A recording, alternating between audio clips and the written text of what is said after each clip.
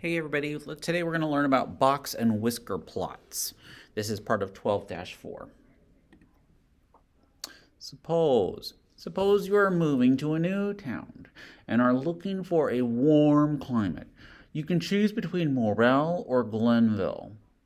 Based on the average monthly temperatures below, which town would you choose? How did you decide? So it's kind of blurry, but it says that the average monthly temperatures here, you can see each month spread out on the year. Morel, 56 here in January through the winter, 56, 57, 60. Through the spring, 68, 74. Notice the comparison to Glenville. Looks like Glenville is a little bit warmer in the winter time. In the springtime, it looks like Glenville is still a little warmer, although it looks like Morel takes over. In the summertime, Morel is warmer than Glenville is at 85 degrees. And then Morel drops back down for the fall time, and Glenville is a little bit warmer. How would you decide?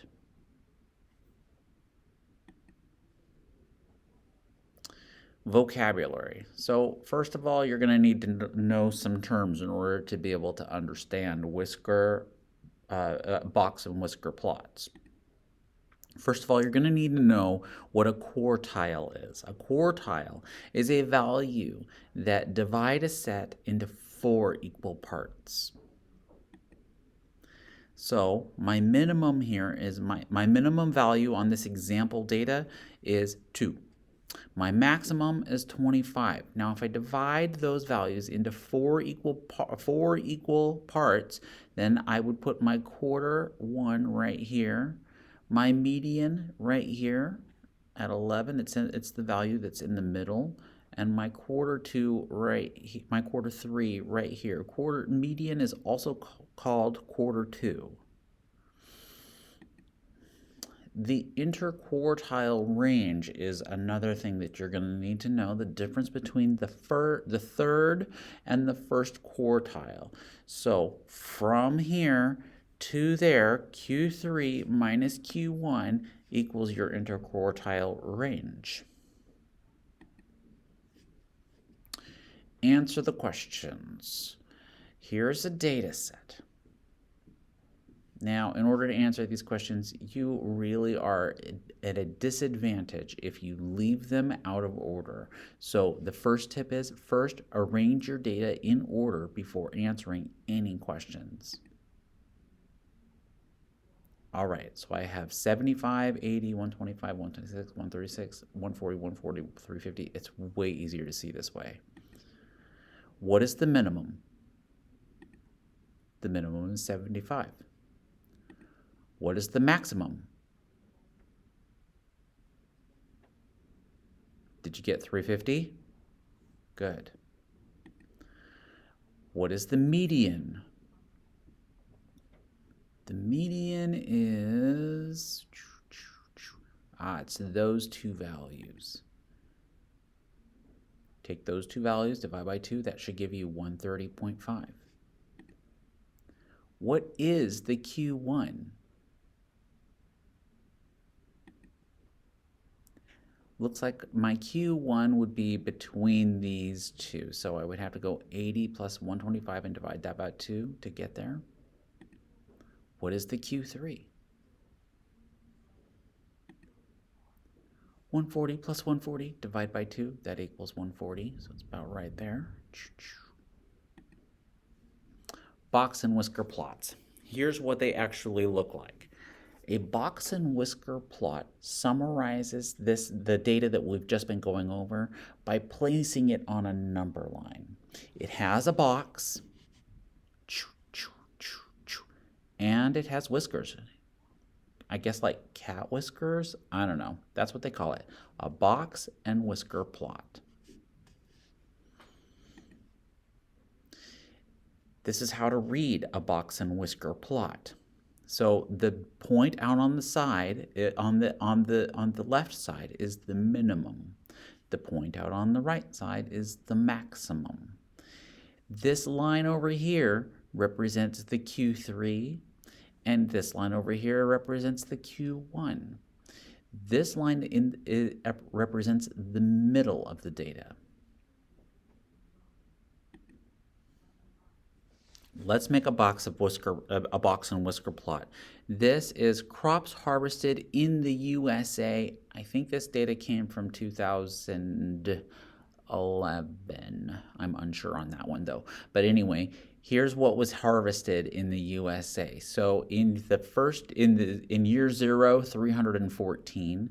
In year 1, 321. 2, 315. 3, 316. 4, 314, 5, 311, 6, 307, 7, 316, 8, 312, 9, 314, and 10, 303. Each of these numbers is in the millions, so it's actually 314 million acres.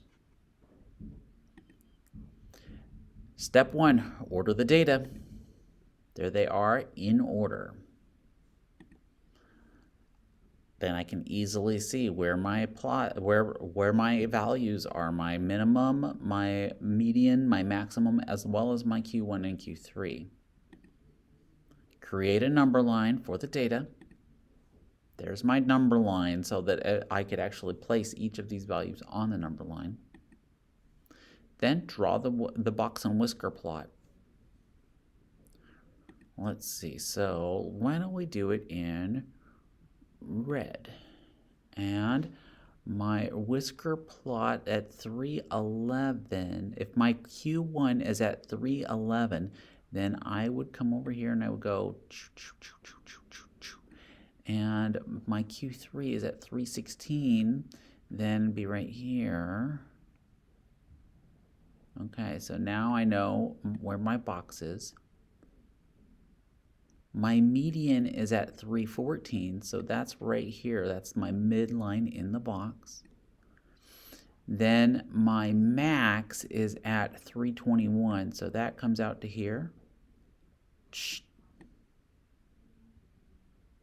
And my minimum is out to here, 303. Oh, it's way long whiskered out here. And that is my box and whisker plot. Finding a percentile rank. I'm going to turn this off for a moment. Ooh, will it let me turn it off? Back to the laser pointer. Nope, that's not what I wanted. Ooh, that's kind of cool. Well, let's try that out. Finding a percentile rank. This is the last part of this lesson. All right. It doesn't want me to go. All right. Percentiles divide the data into 100 equal parts. Percentile rank of a data value is the percentage of data values that are less than or equal to that value. Problem. Of 25 test scores, 8 are less than or equal to 75. What is the percentile rank of a test score of 75? If you score 75 on a test, that doesn't mean you're in the 75th percentile. Percentile, in order to know the percentile, you must know all of the test scores. Usually, they only hand you your test back, so you don't know everybody else's score on the test. In order to know what percentile and how you ranked among your class, you need to know how they all scored. But in this case, if they tell you that of the 25 scores, 8 are less than 75, and you score 75, then 8 are at 75 or lower, and there's a total of 25, so I just divide that out, and that equals 0.32, which means that I'm at the 32nd percentile in the class. The percentile rank of 75 is 32. Alrighty, we have some work to do with this. You can do it. I'm sure you can, and I will see you on the other side.